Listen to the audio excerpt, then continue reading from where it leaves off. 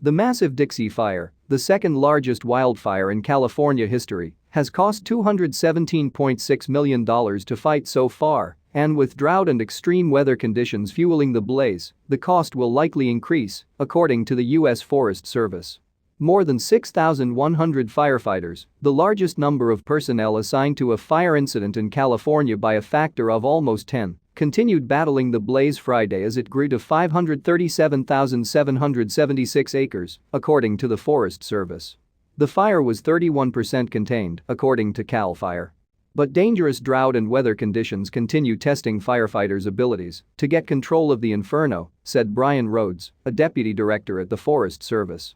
Rhodes, who spoke during a media briefing Friday, discussed the harsh conditions throughout the state making it harder to control large fires, dried-out fuel, and lack of moisture.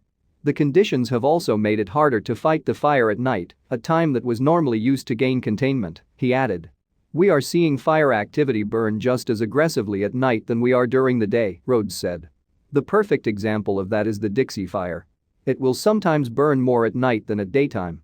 On Friday, the intensifying conditions and sparking spot fires Thursday night also prompted officials to hold off repopulating certain evacuation zones, including Chester, west of Lake Almanor and Prattville, all in Plumas County, according to CAL FIRE. The weather is not being very cooperative, Rhodes said. We really want to try to get folks back in their homes, but at the same time, the last thing we want to do is repopulate an area and then have to re-evacuate it again.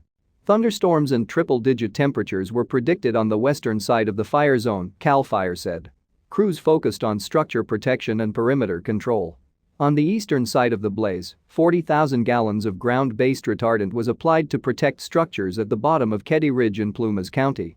The fire appeared to be heading toward the Lassen County community of Westwood, just east of Lake Almanor, Rhodes said. On Friday night, the Plumas County Sheriff's Office ordered a mandatory evacuation for Genesee Valley. A temporary shelter was available at Springs of Hope Christian Church in Quincy.